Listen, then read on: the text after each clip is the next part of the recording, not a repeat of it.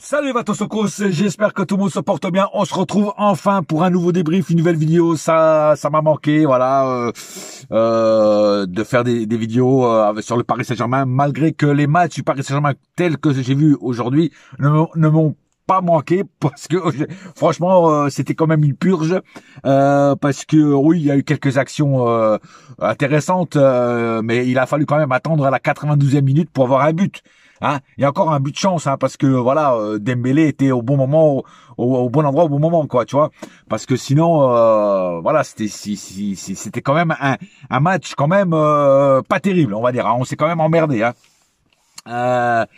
Mais bon, voilà, première mi-temps, les deux équipes qui se disputaient le ballon, un peu plus le PSG en première mi-temps, quelques actions de but, mais comme d'habitude, nos buteurs n'étaient pas au rendez-vous, des tirs pas cadrés, voilà, manque de réalisme, manque de finition, voilà, deuxième mi-temps, on est revenu à peu près dans le même esprit.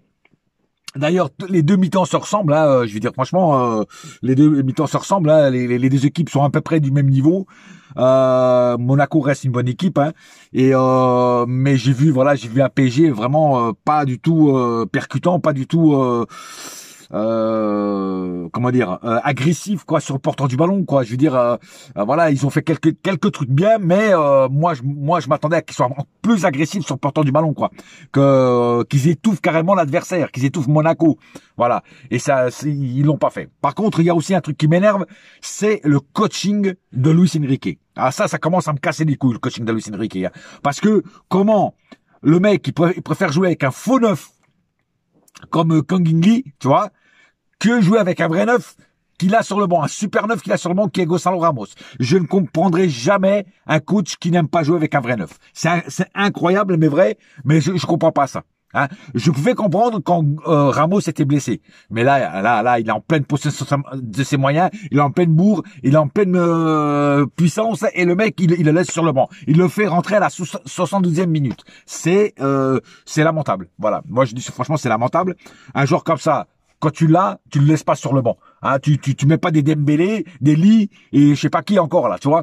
Hein, et après en plus tu remplaces Neves qui a quand même fait un super match pour faire entrer l'autre pipe de Ruiz. Alors oui, Ruiz, il a fait une passe D à Dembélé pour marquer un but, mais le match en lui-même, voilà, tu vois ce que je veux dire. Bon, moi, je vais revenir au cas par cas. De toute façon, après, hein, là, je suis en train déjà pratiquement de dire le cas par cas. Mais voilà. En tout cas, le coaching m'énerve. T'as des bons joueurs, tu les laisses sur le banc. Tu préfères faire jouer des pipes à la place des bons joueurs que t'as sur le banc.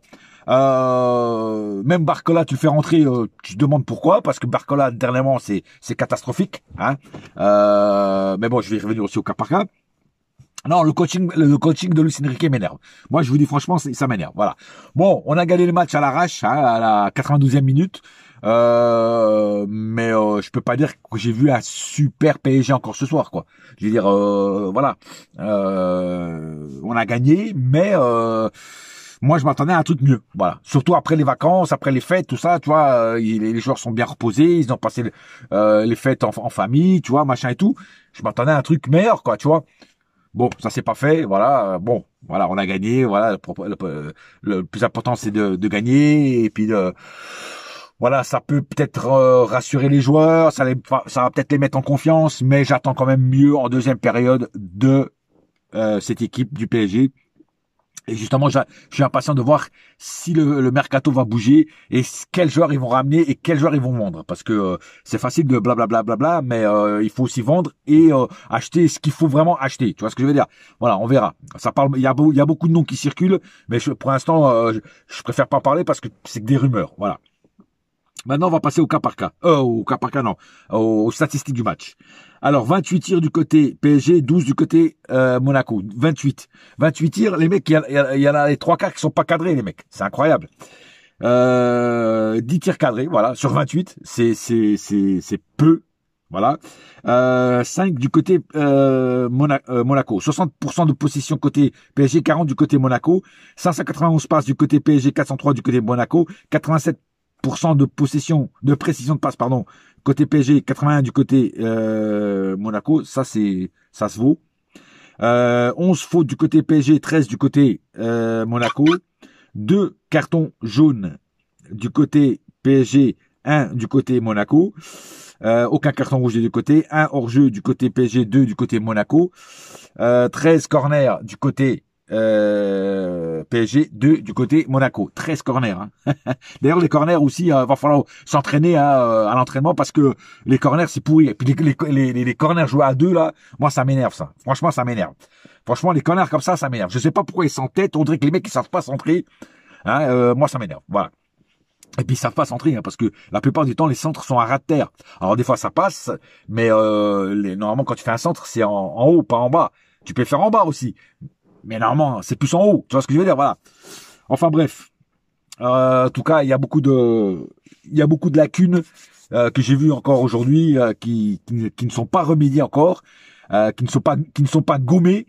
Et Luis Enrique, va falloir que tu vois quand même quelles erreurs font tes joueurs, parce que là, ça commence à me gonfler, ça, tu vois, aussi. Bon, Donnarumma, ce soir, a été de retour avec sa cicatrice à la Scarface. Je vais l'appeler Tony Montana. Donnarumma a plutôt fait un bon match, beaucoup de parades, et il nous a sauvé de pas mal de buts, de potentiels buts de la part de Monaco. Donc Donnarumma il est bien revenu là, il a fait un bon match, il a fait des bonnes parades, rien à dire sur le match de Donnarumma ce soir. Hakimi énorme encore ce soir, Hakimi percute, vitesse, centre, essaie de marquer des buts, Hakimi amène énormément à cette équipe. C'est un joueur cette année qui fait une saison magnifique, un joueur complet.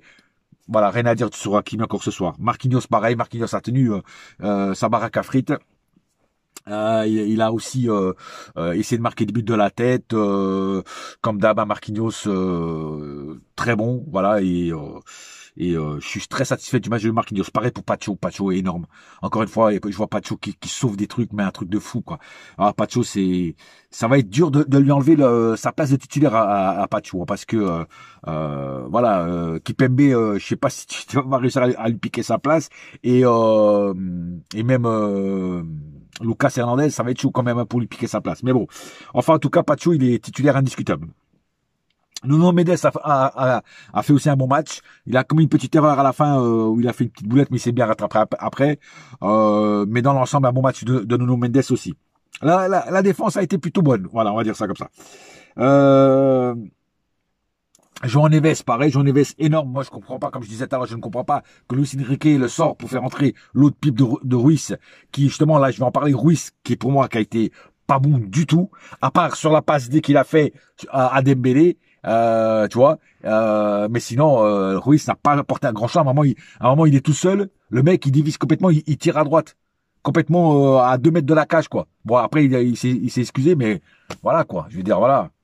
Enfin bref, à part sa passe D, Ruiz n'a pas fait grand-chose.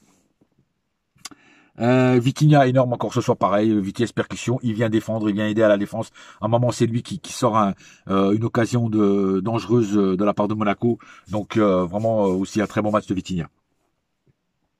Zaïre Emery, ça va, agressif sur le porteur du ballon. On va dire qu'il a fait son match, pas plus, pas moins. Désiré Doué, je trouvais que c'était un des meilleurs sur le terrain, devant, en attaque. Et encore une fois, Luis Enrique le sort pour faire entrer Barcola. Barcola qui a complètement raté sa rentrée, qui a été nul, qui a raté tout, on dirait qu'il n'était pas concerné du match. Voilà, dribble manqué, tout manqué, enfin voilà, bref, pas bon, pas bonne du tout la rentrée de Barcola. Et je comprends pas qu'il le fasse rentrer à la place de Doué, qui pour moi a été le meilleur sur le terrain en termes d'attaque. Moi, j'aurais sorti Dembélé, même s'il a marqué le but, j'aurais sorti Dembélé, parce qu'à ce moment-là, tu savais pas que Dembélé allait marquer le but. Donc, pour moi, Doué aurait dû rester sur le terrain. Voilà. Lee, en première mi-temps, j'ai bien aimé sa prestation. C'est le seul qui tentait de loin de marquer des buts et tout ça, il percutait tout ça. Le seul défaut de Lee en fait, c'est qu'il joue trop vers l'arrière. Voilà. Mais sinon, il est pas mauvais Lee à la base. Tu vois ce que je veux dire? Voilà, c'est quand même un ailier à la base, tu vois. Et il est pas mauvais. Le problème, c'est que Enrique s'entête à le mettre en jouant, à le faire jouer en faux neuf, quoi, qui est pas du tout sa place. Voilà. Et comme j'ai dit, quand t'as un vrai neuf, t'inventes pas un faux neuf, quoi. Voilà. C'est dommage, mais bon. la première mi-temps de Lille a été bonne jusqu'à sa sortie. Je crois qu'il est sorti en deuxième mi-temps. Voilà, en début de deuxième mi-temps. En deuxième mi-temps, il était un petit peu plus discret jusqu'à sa sortie. Sinon, en première mi-temps, j'ai plutôt assez aimé son jeu, c'est comment dire, ses tentatives de loin de marquer un but.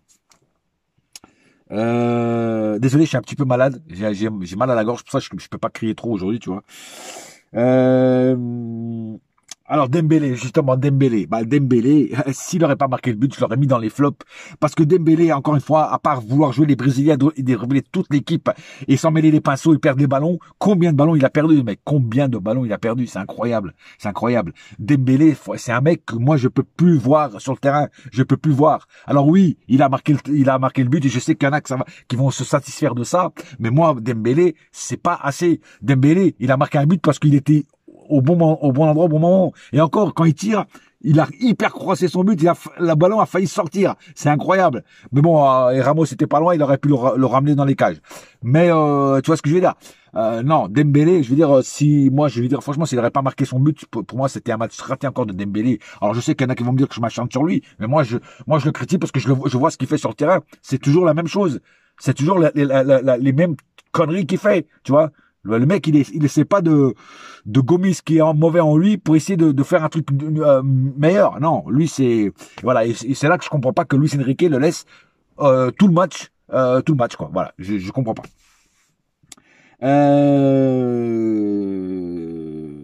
Fabien Ruiz, j'en ai parlé. Bon, à part sa passe D, il a pas fait grand chose. Barcola a raté sa rentrée. Ramos, on peut pas dire qu'il a fait une super entrée parce qu'il a pas vraiment touché beaucoup de ballons. Après, lui, c'est un runner de surface, c'est un numéro 9, donc lui, il touche les ballons que quand justement il a une occasion une ouverture pour marquer un but, tu vois. Donc c'est pour ça que qu'il a pas vraiment touché beaucoup de ballons. Après, tu le fais rentrer à la 72e minute, le mec, le temps qu'il s'installe et tout ça, ça met un temps. Ramos ne peut pas sceller le destin des autres équipes sur tous les matchs dès qu'il rentre. Hein. Il a fait 3 fois avant la trêve. Il peut pas faire tout le temps ça, tu vois ce que je veux dire. Voilà. Donc on va dire voilà. Il a pas fait une bonne rentrée, mais est-ce que c'est sa faute? Non. Voilà, il y en a encore qui vont me dire que je trouve des excuses parce que c'est mon compatriote, mais non, mais c'est la vérité. Le mec, c'est un renard de surface, donc il va toucher le ballon quand il a l'occasion de marquer un but. D'ailleurs, à un moment, il fait une tête. C'est dommage qu'elle n'est pas cadrée, mais sinon, voilà. Non, voilà, je peux pas dire qu'il a fait une bonne entrée, mais après, est-ce vraiment sa faute? Pour moi, non. Mais bon, voilà. Le petit Mayolou, bon, il a pas eu le temps de vraiment de s'exprimer. Hein, il est rentré 5 minutes. Bon, voilà quoi. Il a vraiment pas eu le temps de s'exprimer. Voilà. Sinon, je pense avoir fait le tour de la question et avoir fait le tour de ce match. Voilà, match pas trop satisfaisant pour moi parce qu'on aurait dû, avec toutes les occasions qu'on a eues, avec une défense de Monaco un peu fébrile, avec un Kerrer qu'on connaît très bien parce que on l'a eu au PSG, un Kerrer qui est pas rassurant. Il était pas rassurant quand il était à Paris. Il continue pas être rassurant quand il est à Monaco. Donc même s'il s'est battu quand même sur quelques actions, mais voilà. Mais on avait largement la possibilité. Il y avait des trous d'air largement dans la défense monégasque pour pouvoir marquer des buts et pas attendre la 92e minute pour voir un but, quoi, tu vois. Mais bon, voilà, on l'a gagné. Le trophée des champions, on commence bien l'année, pas avec un super match, mais on gagne, c'est le plus important. Maintenant, prochain match, je sais plus contre qui ça va être. Il faudrait que je regarde sur le calendrier. Ça sera donc après en championnat.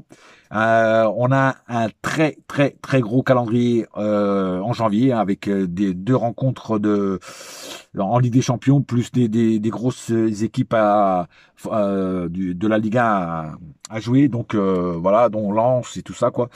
Donc il va falloir être bien dans ses chaussures pour pouvoir gagner ces matchs-là. Voilà. Sur ce, j'ai pas plus à dire. Hein. On se retrouve bientôt. En attendant, un seul cœur, un seul club. C'est Paris, ma gueule. Yes, my friend. Et la saga continue. Allez. Bouya!